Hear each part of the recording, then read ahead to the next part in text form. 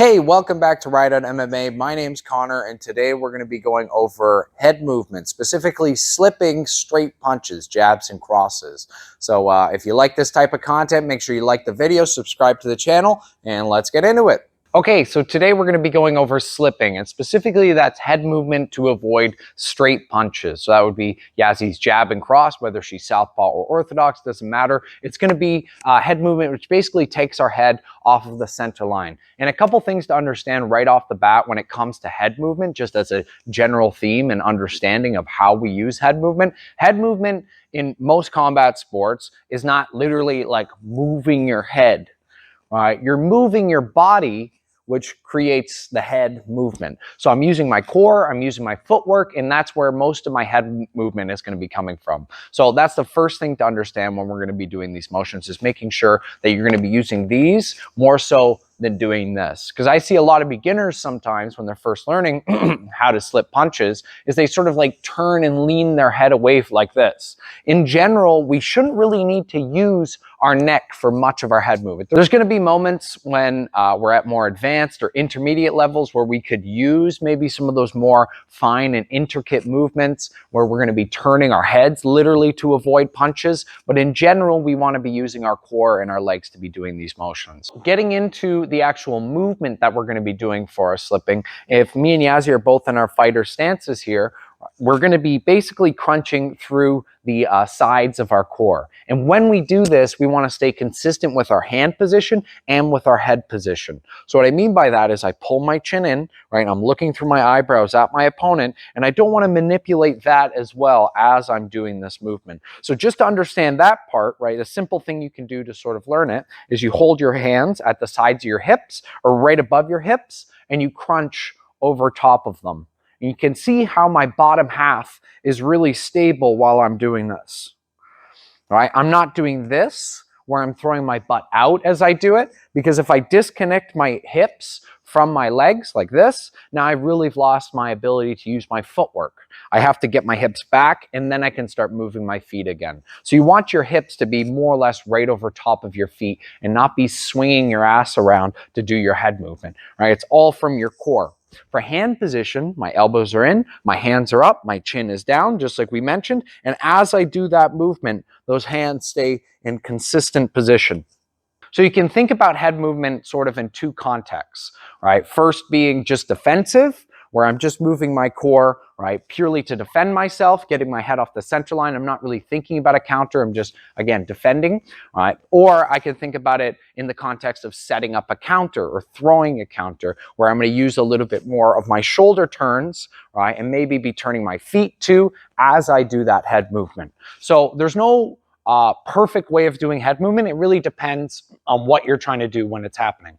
So if Yazzy's actually throwing this straight punch at me, right, whether it's her jab or cross, that straight punch should more or less, if it's done perfectly, should be coming straight down her center line. So whether it's her jab or cross, it's aiming right for my face, right for my chin, right in the center of my body. So when she throws, let's say, her cross, I do a very short, right, crunch through my obliques on the side of my body. It's like I'm rolling over a pencil right here. So I'm just on the outside of her fist.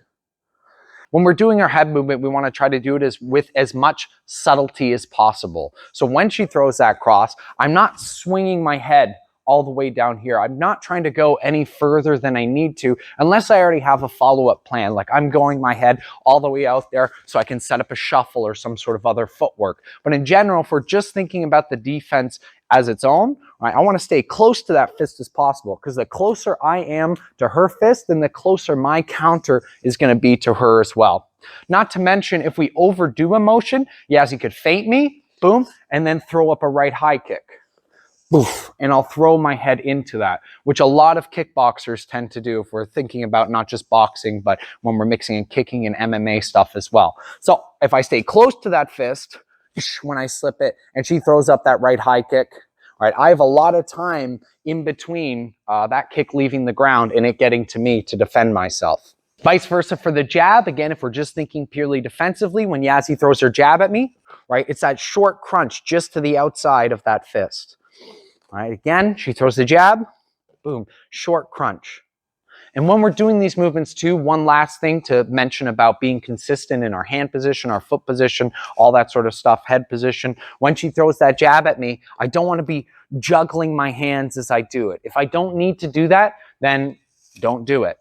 Sometimes when you're doing head movement, if I play more of a high guard, right, she throws a jab, I might see she kind of nicked my hand there. I might have my hand sort of run into that fist, and that will impede a lot of the movement that we're trying to get off. So I play a little bit more of a relaxed guard, but I stay consistent in my hands. I'm not throwing them around while I do it as I slip to the outsides of her punches.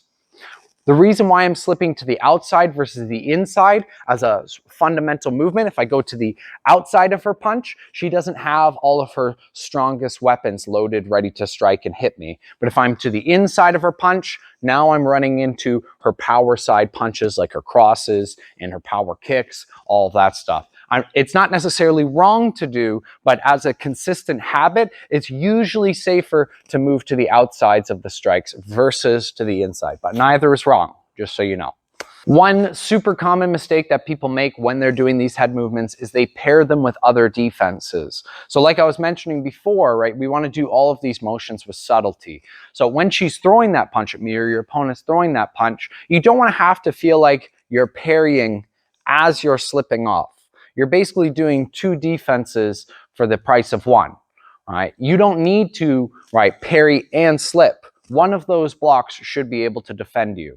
So if you do them together, now you're opening up an even bigger hole for your opponent to maybe feint and set up a counter, or if they immediately follow up, your hands are sort of out of position and it's hard to defend yourself again very efficiently. So we do one or the other. I could parry or I can slip, but I don't parry slip. I forgot to film an outro, so we're doing it here, but thanks so much for watching that breakdown of head movement. Make sure you watch part 2 where we get into footwork after doing those initial slips, where we can go to, how we can set up takedowns, different types of counters and angles, and that'll come out in a couple days after this. But anyways, like the video, subscribe to the channel, and we'll see you next time.